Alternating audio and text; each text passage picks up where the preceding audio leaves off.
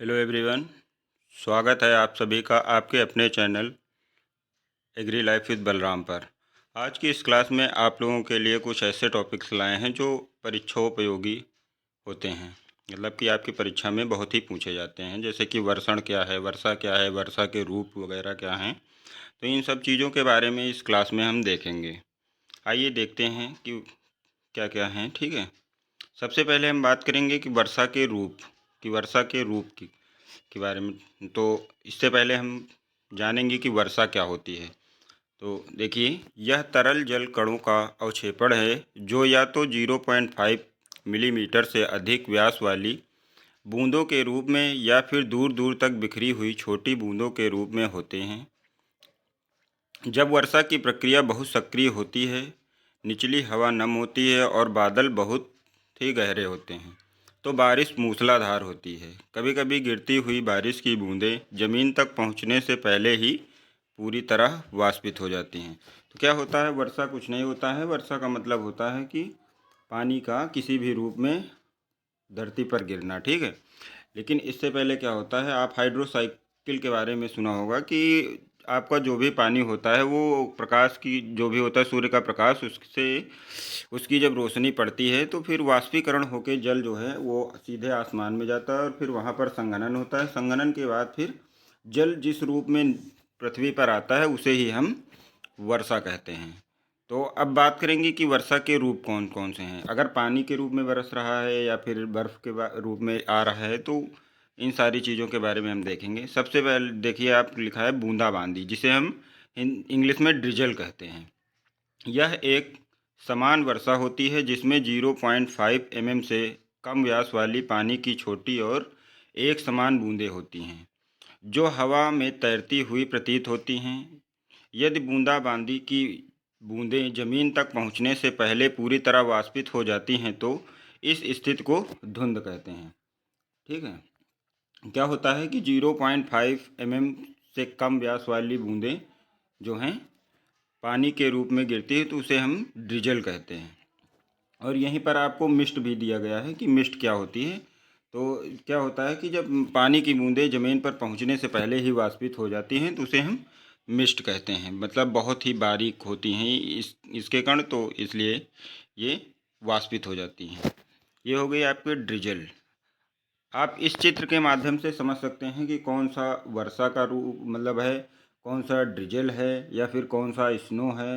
Hello भी आप ऐसे देख सकते हैं। ठीक है, फ्रॉस्ट और फॉग, ये सारे चित्र यहाँ पर लगे हुए हैं। आप चित्र के माध्यम से भी अंतर स्पष्ट कर सकते हैं कि कौन सा क्या होता है।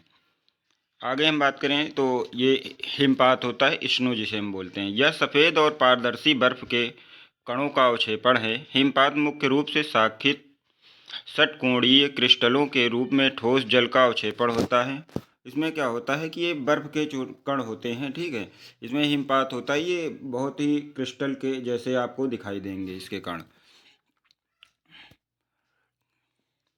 सर्दियों में जब पूरे वायुमंडल में तापमान हिमांक से नीचे होता है तब भी अल्टोस्ट्रेटस से गिरने वाले बर्फ के क्रिस्टल पिघलते नहीं हैं और हिमपात के रूप में ज़मीन पर पहुंचते हैं। ठीक है, सर्दियों में भी जब होता है वायुमंडल में हिमांक के नीचे जब आपका टेम्परेचर चला जाता है तब ये अल्टोस्ट्रेटस से गिरने वाले बर्फ के क्रिस्टल जो हैं वो पिघलते नहीं हैं और हिमपात के रूप में ज़मीन पर आते हैं, जो कि आपको दिखाई भी देते हैं। बढ़िया अच्छे से आप स्पष्ट कर सकते हैं। ओले के साथ वर्षा, जिसे हम स्लीट कहते हैं। आप इंग्लिश के टर्म भी याद रखिएगा क्योंकि कभी कभी इंग्लिश के टर्म को भी हिंदी में लिख देता है एग्जामिनर, तो आप उसमें कंफ्यूज हो जाएंगे, तो इसलिए दोनों में याद कीजिए। यह बारिश और बर्फ के मिश्रण के रूप में होने वाला वर्षा हो यह बारिश और बर्फ के मिश्रण के रूप में होने वाली वर्षा को कहते हैं। ठीक है, जो कि स्लेट है, इसमें बारिश भी होती है और बर्फ भी गिरती है, दोनों साथ ही होते हैं। यहाँ पर लिखा है ना, ओले के साथ वर्षा, तो जल भी गिरता है और बर्फबारी भी होती है। इसमें 5 mm या उससे कम व्यास के पारदर्शी बर्फ के छोटे छोटे कण होते हैं। यह जमी हुई बारिश होती है और जो तब बनती है जब धरती पर गिरने वाली बारिश ठंडी हवा की परत से गुजरती है और जम जाती है। ऐसा तब होता है जब तापमान बहुत कम होता है। यह स्थिति तब आती है जब आपका टेम्परेचर बहुत ही लो हो जाता है, तभी ऐसी स्थिति आती है, ठीक है। तब आपको ये स्पष्ट रूप से दिखाई देती है। भारत में यह आमतौर पर नहीं देखी जाती है, सिवाय ऊंचे पहाड़ी इलाकों में, और वह भी सर्दियों में सुदूर उत्तर और उत्तर पूर्वी भारत में। यह स्थिति जो है भारत में कम दिखाई देती है, लेकिन उत्तर और उत्तर पूर्वी भारत में यह दिखाई देती है, या फिर पहाड़ी इलाकों में दिखाई देती है। अगला बात करेंगे ओले, जिसे हम हेल के नाम से जानते हैं। तो ओले जो हैं 5 से 50 मिलीमीटर या इससे अधिक व्यास वाले बर्फ़ के छोटे छोटे टुकड़ों की वर्षा को ओले कहते हैं। तो ये जो है 5 से 50 mm वाली व्यास वाले बर्फ़ के छोटे छोटे टुकड़ों की वर्षा होती है। उष्णकटिबंधीय में ओलावृष्टि आम बात है। भारत में मार्च से मई तक का समय ओलावृष्टि के लिए सबसे अनुकूल होता है। यह गरज के साथ होने वाली वर्षा क्यूमुलस बादलों में उत्पन्न होने वाली वर्षा का सबसे खतरनाक और विनाशकारी रूप होता है। यह जो है आपका जो मार्च से मई तक देखा जाता है भारत में ओलावृष्टि।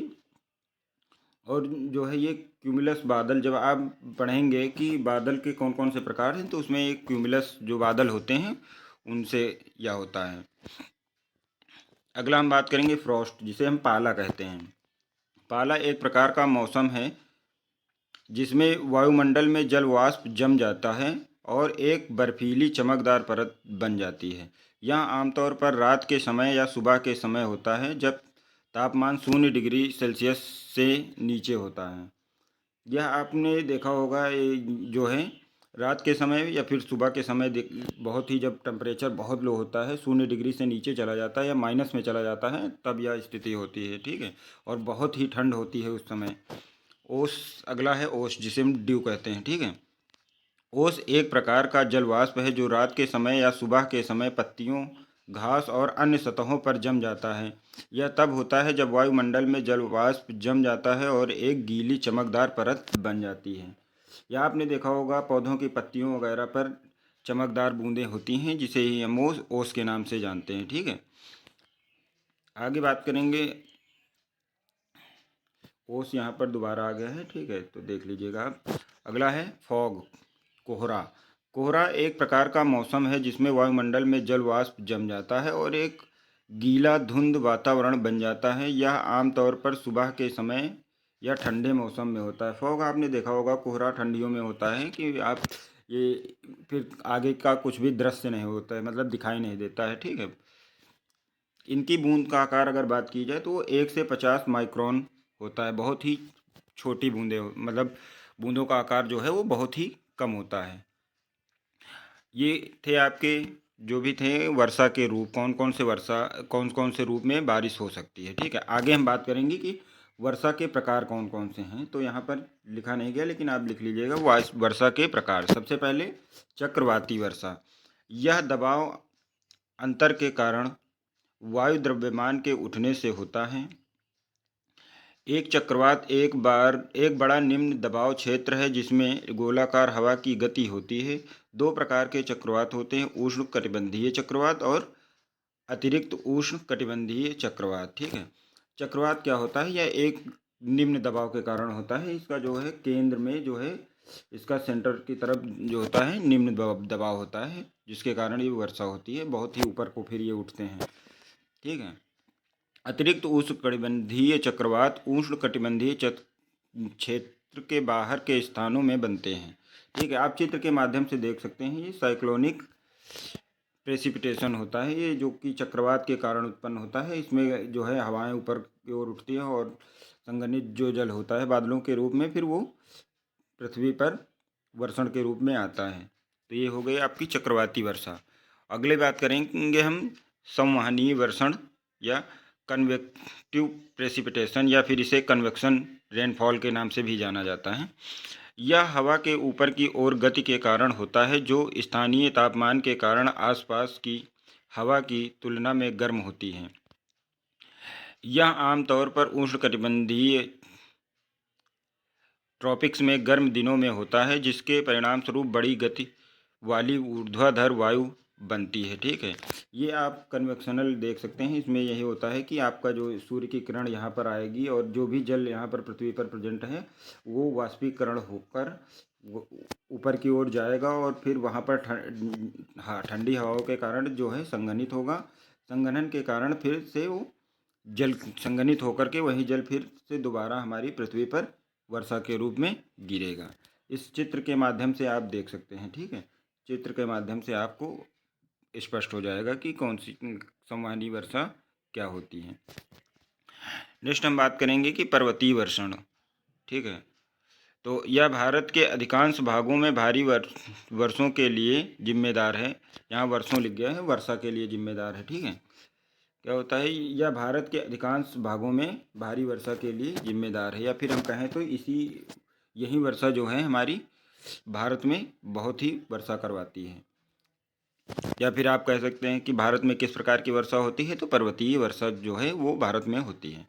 यह नम वायु द्रव्यमान के कारण है, जो पहाड़ों जैसी प्राकृतिक स्थलाकृति बाधाओं से टकराता है, जिससे वो ऊपर की ओर उठते हैं, ठंड होते हैं, संघनित होते हैं और वर्षा होती है।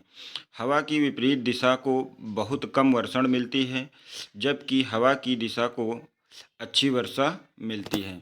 इसमें क्या होता है कि आपकी जो ये चित्र के माध्यम से आप समझने की कोशिश कीजिए। आप ये इधर से मान लीजिए आपकी हवाएं चलेंगी। ठीक है, जब हवाएं चलती हैं तो अपने साथ वाष्प को लेकर भी जाती हैं, तो फिर क्या होती हैं, दूसरी तरफ हमारी गर्म हवाएं होती हैं और यहाँ जब ये जा कर के पहाड़ों से टकराती हैं और फिर जा कर के ऊपर बादल संघनित होती हैं और फिर इसी टकराव के कारण ये क्या होता है कि यहाँ पर बारिश होती है। सबसे पहले तो ठंडी हवाएं ऊपर की ओर उठती हैं। ठीक है, और अगर यहाँ पर ये गर्म हवाएं हैं, गर्म हवाओं का स्थान घेरने के लिए ही ये जाती हैं, तो क्या होता है कि ये टकरा करके फिर भारी वर्षा करवाती हैं।